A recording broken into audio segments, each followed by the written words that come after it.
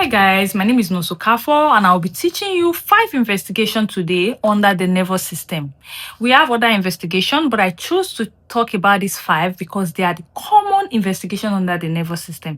I'm going to be talking about lumbar puncture, cerebral angiography, CT scan, MRI, and EEG.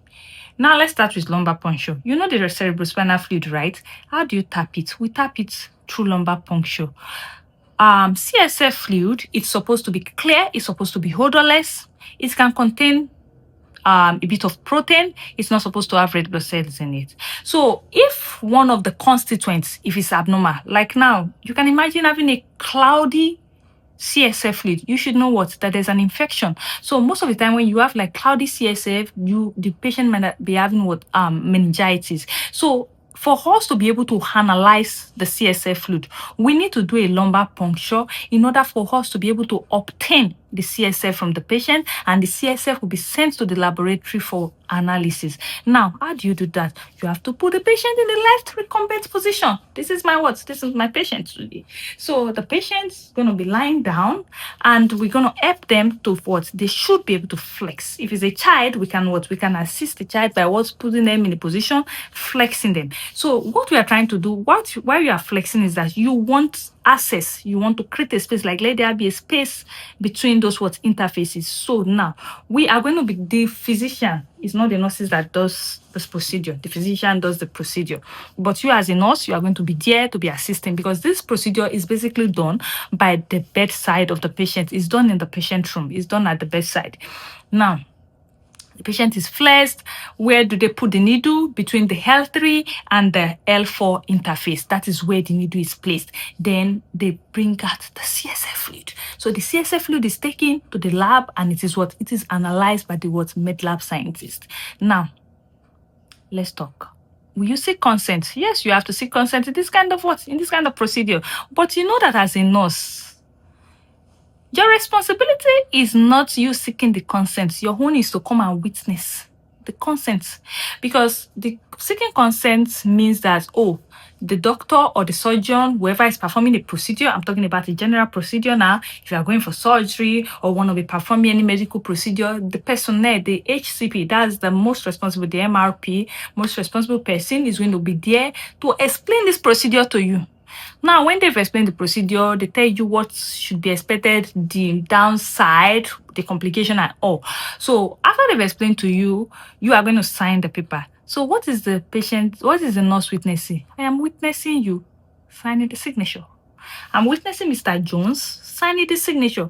Mr. Jones, you have your hand to sign this signature. It means that you understood it. So if you want to even be asking any question, Mr. Jones is supposed to ask what the surgeon. If you ask me as a nurse that, you are concerned that this thing that they want to do, you think it's going to cost one thing to you, I will just gently what? I'll tell you, let me call the healthcare provider. He will come back and he explain to you. So my own is to witness it that you sign. The meaning of the signature is that I have read, I understood the complication, what this procedure is for, the way they are going to do it, this is how they are going to do it, that is why I am signing. Then me as a nurse, I am witnessing you what? Signing it. That is my job. I am not the one seeking the consent. So consent will be taken. So when consent is taken, the procedure is done. As we are done with the procedure, the nurse, what is your responsibility at this time? I think I skipped this. Before the procedure, empty your bladder. Yeah, Mr. Jones needs to empty his bladder before this procedure, because after this procedure, Mr. Jones is going to be lying down straight. Because after this procedure, we have done the tapping of the CSF. We need to what? Apply pressure. So a gauze is going to be placed. We're going to be doing it aseptic techniques. I don't need to tell you that now, because you know that when you infect that, you want to infect the spinal cord and the brain. So a gauze is placed. It is taped. When it's taped, that's like applying pressure. So we need homeostasis to take place. Mr. Jones, lie down flat. Mr. Jones is going to be lying down flat. So as Mr. Jones is lying down flat, what happened? Look at it. Pressure will be what? Will be exerted on that region to prevent the drainage of CSF fluid. If pressure is not applied there, the CSF is going to drain. And when the CSF drain, what are you doing? You are going to herniate the brain. That is, you are going to shrink the brain. So the brain is going to what? It's going to shrink up. That is why they're telling them to what? Lie down flat after the procedure. So headache, if the patient starts having headache, you need to assess the sites. It's probably there's a problem and the CSF is leaking. So you need to assess the site so that it's not that the CSF is leaking out. So that is what your responsibility to monitor the patient after the procedure. Now, let's talk about cerebral angiography. For cerebral angiography, when you say angiography, it's saying you want to go and visualize the vascular system in the brain. You want to check the arteries, those are like tubings. They're kind of like you want to visualize them. So in visualizing them, we're going to be introducing a contrast dye into that region, beat that site, so that it is what we are able to see clearly what is in the artery. Is there hematoma here? Is there aneurysm, the outpashing of the artery? Like, is there lesion? Whatever is inside, we want to visualize the vascular system of the brain. That is cerebral angiography. Now, how is this done? We are going to be going through the femoral artery. Sometimes they go through the brachial artery, but most of the time they use the femoral. So if you are going through the femoral, a catheter, where is your femoral? Bams. So a catheter will be inserted through the femoral artery, right? So when a catheter is threaded there with images and guidance and the rest, they are able to get into the brain. Like they will do it and enter the carotid, and they're able to get to the brain. So when the catheter is threaded to where they want it to be positioned, an IV contrast will be given to this patient. So an IV contrast is given to, then they are going to visualize it. Then they are going to scan the brain. So after they have put the catheter, they have put IV contrast, they are going to They're going to scan the brain of the patient. So we visualizing that is what we call cerebral angiography. Now, what are the do's and don'ts in this thing? As a nurse, you need to know what are the medications that my patients are on before we do this procedure. If my patient is on metformin has to be discontinued 48 hours before the procedure. And after the procedure, the patient will continue taking medication, right? But you need to wait another 48 hours after the procedure before you can give metformin. And before you give the metformin, we would have assessed the renal function of the patient. If not, it can lead to lactic acidosis. Why? You see, contrast dye, it has to be excreted out of the body through the kidney. So first of all, your renal function has to be intact. Like, your kidneys should be functioning properly before they can give you a contrast dye for you to be able to carry out this procedure. Now, if your kidney, they will have assessed your kidney. Oh, the kidney is functioning. Good. You are good to go. This patient is on metformin. No, we cannot do this test tomorrow. My patient took metformin this morning. Notify the healthcare provider. This patient took metformin today. So it will be, they would now have to probably move it okay, let us do, let's do it let's stop withhold. So you're going to withhold metformin before the procedure. Then that's 48 hours before the procedure, 48 hours after. Don't give metformin, or else you're going to lead it towards lactic acidosis. And after the procedure, they need to take enough fluid. When I mean enough fluid, even IV fluid you can give, to be able to flush out this contrast dye, flush it out of the kidney. We don't want it to get absorbed. We don't want it to be backed up in the kidney, and by the time the patient start taking their regular medication, it's going to affect the patient. So we want it out of the kidney. So we need enough fluid to flush this dye out of the kidney. What next are we going to be doing for this patient? After the procedure as well, we need to make these patients lie down flat. Why are they lying down flat? You see, this place that we put catheter, we are going to, when they finish, they remove it, right? They will need to put tape and gauze there to apply pressure for this patient, so that this patient is not going to bleed. Also, before we continue, do you think that anticoagulation therapy should be stopped? Do you think it should be stopped? It should. Because if you don't stop it, you want the patient to bleed inside the brain, continue bleeding excessively and bleed to death. No, we don't want that. So we are going to be stopping anticoagulation as well, maybe 24 to 48 hours prior to the procedure. Stop anticoagulation. Now, you put your gauze, you tape it. When you tape it, what you are doing is that you want to what? You want to apply pressure. You want homeostasis to take place. Now, if my patient is now doing like this, sitting like this, moving the leg, sitting like this, going like this, do you think that homeostasis is easy for homeostasis to take place? Like, yeah, it's not going to happen. So that patient is going to what? It's going to bleed. So now, what do? We tell the patient lie down in order for what homeostasis to take place at that point. Then also, we need to check the pedal pulse. Pedal pulse, the dorsal pedalis, like on top of the foot of the patient, you can palpate your pulse. That's the dorsal pedalis. You need to, it has to be palpable. If it is not palpable, it's a problem. So, if you're answering like Q bank, you'll be seeing like they could not palpate it until they now use a Doppler. All wrong, no? They are not, it has to be palpable. Maybe immediately, if it's not like, maybe if it's not too strong, but you should be able to palpate the dorsal pedalis pulse. We are supposed to be able to palpate it to know that what circulation is not what's impeded. There's no alteration in CSM at that point in time. Remember, palpable. And it's not that it's only Doppler that you people used to see it. But if you start using Doppler to check it, problem to one here. So it has to be what? You have to be able to what? Palpate the dorsal pedalis pulse. Okay, you go. So I've talked about what? Applying pressure. I've talked about discontinuing metformin. I've talked about lie the patient flat, keeping your leg still. Yes, I don't want to be doing don't be doing your leg like this after the procedure. You're doing your leg like this.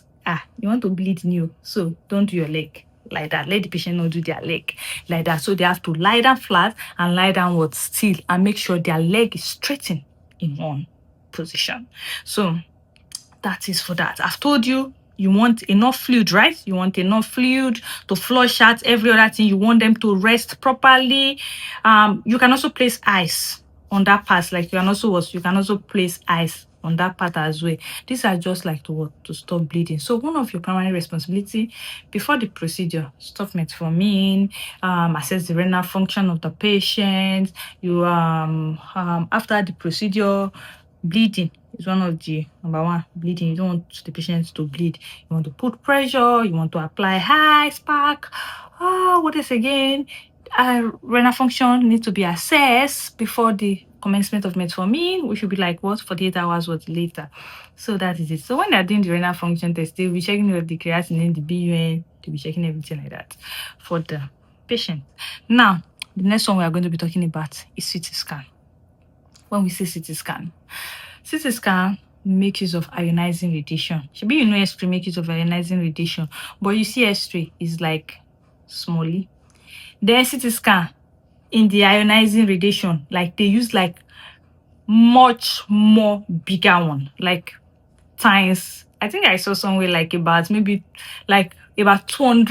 of the ionization of X-ray. That is what is used for CT scan, like is more. So it's actually help you to we can use it to get a clear picture of the bone, the organ. It helps us. Then we get like a black and white result, right? So it's just for visualization as well. So note, it uses ionization energy, and I say it uses ionizing radiation, and also they can do it with contrast, and they can do it without contrast. So that is why you see in some investigation, you're going to see CT scan with head, CT head with contrast, CT head without contrast. Do you get? So the one with contrast is the one we're going to be giving iodine contrast dye for the patient. So that's the contrast we use for CT scan, iodine contrast dye. So some patients are actually allergic to this, like they probably in the past they have had reactions with this, so you have to ask questions before you start. So sometimes the patient can tell you that, so it's when you start making questions like, no, I feel flushed feeling, like when I get it, this hot flushness, tingling stuff on my face when I get the iodine, this thing. That one is like a usual feeling that you feel when they push in contrast into you. So that one you can explain that to the patient. Then for that they can maybe they can give antihistamine before the procedure. That one is not a major major stuff like that should be able to impede us from carrying out the investigation. But if it's something like it's affected my breathing, I had to all of a sudden the patient started swelling, those are like anaphylactic reaction. Like, so for that one, we are not going to be doing what CT with contrast for such a patient. Now, for CT scan, there's noise in the machine. We are supposed to like assess for claustrophobia if this patient say, oh, they are scared of being in a space and the rest. For that kind of patient, we can give like sedative. So sedative as well can be what? Sedative can be prescribed for such a patient. So if you prescribe like sedative, the PACP like prescribe sedative for the patient, the sedative is what is administered to this patient. That's for CT scan. You should know that CT scan, we don't use it for pregnant woman. So before the procedure, you should have they should have done like pregnancy test to confirm that this patient is not pregnant. Like as for LMP, last menstrual period, all those things. So that's for women. So we don't do it for what? Because it's going to it can affect the ionizing radiation, can affect the child. You can imagine, even for chest X-ray or any kind of X-ray, we don't advise pregnant women to go for X-rays. Now, imagine I told you that the ionizing radiation of CT scan is like about 200 times of a usual X-ray. So what do you think at that point in time? It is dangerous for the baby. So we are not going to be We are not going to be using that for pregnant woman. Now, for MRI, what does MRI for okay, as well, if you are using with contrast, CT head with contrast, you should be discontinuing your metformin 48 hours before, right? Then if you are starting it 48 hours after, a renal function test should have been done. And also after the procedure, ensure that fluid resuscitation, like you do a lot of fluid, IV fluid for this patient to take out the contrast dye out of the patient's kidney. Now let's talk about MRI. Magnetic resonance imaging. So this one is like more in-depth. It's like more detailed. It gives you like this in-depth pictures. It can even scan your soft tissue. That one is like chief. It's more detailed than that of the CT scan. It doesn't use ionizing radiation. This one makes use of radio waves.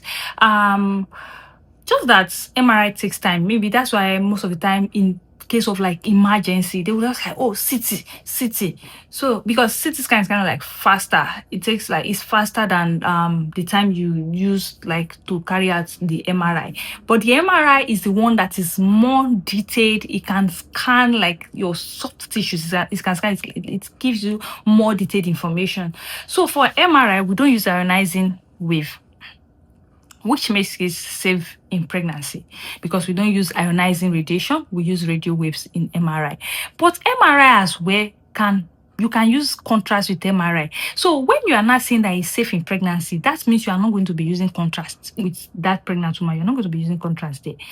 Because for CT scan, you don't do CT for pregnant women. So if you want to do MRI for a pregnant woman, you don't need to use the contrast. And I want to tell you that MRI does not use iodine contrast. MRI uses the gadolinium contrast. That is what the MRI uses to visualize. So it uses gadolinium contrast, and it's safe in pregnant women, but not with contrast. So if you are doing MRI for pregnant women, don't use it with contrast. So just keep the contrast, then you do your MRI. It doesn't make use of ionizing radiation. But I want you to know, when you're talking about MRI, start thinking of magnets. Yes, now magnetic resonance imaging. Start thinking about magnets. So anything metallic is not acceptable. So if you have a pacemaker, you have a cochlear implant, you have any kind of like implanted defibrillator in your body, we will not be doing MRI for you. It will not put us in trouble. So they will not be doing MRI for such a patient because problem can it could like magnets. So we don't want that kind of thing to happen. So it is contraindicated. It is contraindicated in patients that is having implanted defibrillator, that is having any kind of implants in their body, any kind of metallic stuff in your body. We are not going to be we are not going to be doing MRI for such a patient, like patient that has pacemaker. Now, For what is for MRI, we're already talking about the contraindication, and we already said it doesn't make use of it doesn't make use of iodine. Just that it is more detailed and it is more in-depth, and you should be able to stay still when you go into the machine. So just like I said for CT scan as well, you can give like mild sedative if this patient is kind of like anxious and shaky, and because of the noises, so they can like pre-medicate them with mild sedative before they go into the machine, so that they can be calm, and the test they are going to take the test is going to be done, and they're able to like get what they want to get. So remember, it is gadolinium that we use for this, and we don't want any metallic implants in the body of the patient. We say magnets, you. So we don't want such in the patient. Lastly, we are going to be talking about the EEG, the electroencephalography. Now, you remember ECG, right? In your cardiac. What does ECG do? ECG reads the electrical activity in your heart. So EEG will be reading the electrical activity in your in your brain. They are going to be putting electrode. You know the way they put electrode for ECG, they put like electrode. Then this one as well, they are going to be putting electrode on the head of the patient. Now, am I going to shave my patient hair? No. We're not going to be shaving the hair. The only thing we're going to be doing is that we're going to wash it. Wash off all this shiny stuff like gel stuff, shampoo, cream, like all those shiny, wash them out of the patient, remove the clips, remove the clip. Then the electrode will be applied. Then they apply the electrode, I think probably about maybe 8 to 12 or thereabouts. Like they're going to apply it to the brain of the patient, and they are able to read the electrical activities on the machine. They see the way the electrical activities goes in the brain of that patient. Like now, your patient might have been like having seizures like maybe several series of seizures, and they're trying to like find out what is happening in this patient. They can do an EEG, check the electrical activity of the brain, what is really going on in the brain. We can check that with EEG. Now, I already told you don't need to shave the hair of the patient. You just need to like wash off the shine stuff, the cream, the stuff you apply on the hair. You just need to like wash them off before we carry out the procedure. For EEG, are we going to be eating? Yes, you can eat. For angiography, for cerebral angiography, the patient is not supposed to eat about 4 to 6 hours to the procedure. You discontinue food in cerebral angiography. Remember angiography, when I say you are checking the vascular stuff of the brain, you are trying to visualize, you are doing vascular visualization. Now for EEG, the patient can eat. The only thing is that the patient should not take anything that is stimulating. You don't want the patient to take stimulants. You don't want the patient to take stimulants. You don't want the patient to take depressants, like anything that can alter with the functioning of anything that can either depress or suppress or stimulate the nervous system. You don't want it to happen. So because of that, what do you think we should be discontinue? Anti-seizure medication, discontinue tranquilizer, discontinue anti-seizure medication. If you go and take anti-seizure medication and you want to come and do the test, what are we looking at? We are not going to be getting an accurate result, because the medication would have taken effect and your brain will be working functionally. So bring your brain in its natural state. So we don't want you to be medicated. We don't want you to have taken anti-seizure medication. We don't want you to have taken tranquilizer, because if you take all those things, your brain will be relaxed. Your nervous system will be relaxed at that point in time. So when we are doing reading, we'll be reading an inaccurate result. Is in rare cases, like probably maybe it's in a child, and probably the child will be like anxious, and the rest, the neurologist will not say, okay, they want to do like mild sedation to like just calm the patient. So it's in like rare cases. They can do that for kids. Like it all depends on the neurologist. If he wants to make use of mild stuff to actually like maybe calm the patient. But we don't want anything that is going to either stimulate the brain or that is going to depress the brain. So for this, are you going to be taking coffee? No, you're not taking coffee. Are you going to be taking tea? I know you want to say yes, but know that the options of tea is usually wrong. Why? Because do you know if the tea is caffeinated or not caffeinated? So you are not going to be what? You are not going to be taking tea. You're not going to be taking caffeinated beverages, or you want to take caffeinated beverages. No, you're not going to be taking all those. So anything like tea, coffee, caffeinated beverages, alcohol, we don't want. We don't want to take anything that is going to affect the functioning of the nervous system. So bring your brain the way it is, but you can eat your food. So after the procedure, what do? Do you have to wash off the gel from the electrode? You have to wash it out. Then after you wash it off, you just ensure safety precaution. You monitor your patient, vital signs is done, the bed the patient is on the lowest position. You monitor the patient post-procedurally. That is all. Make sure you wash the head of the patient. And another thing, the patient is not going to be electrocuted.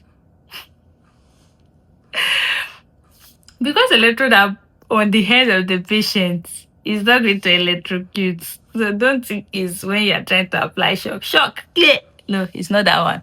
It's not going to what? It's not going to get electric what? It's not going to be electrocuted. So the patient cannot get electrocuted. So it's just like put the electrode on the air, like put it, make sure you wash the air. The air is free from cream, it's free from lotions. Then you put the electrode, then they read the stuff, they print it out, then we check the electric what? We're able to see the electric activity. So don't give seizure medication, don't give tranquilizer, don't give anything that's going to suppress or depress or stimulate the CNS. Thank you very much. So we have come to the end of this investigation we spoke about. We talked about lumbar puncture, we spoke about angiography, cerebral angiography, MRI, CT scan, and EEG. And if you want like detailed classes on system by system approach, like where we go about each system, you should join our academy. So you can check us out, Trinity NCLEX Academy. You can join us, you can send us a DM, then our admin is going to respond to you. Thank you and have a wonderful day. Always know that what's not so careful what got you. When you have problem with message, come to my YouTube page. You'll get to see something. Okay, bye and have a wonderful day.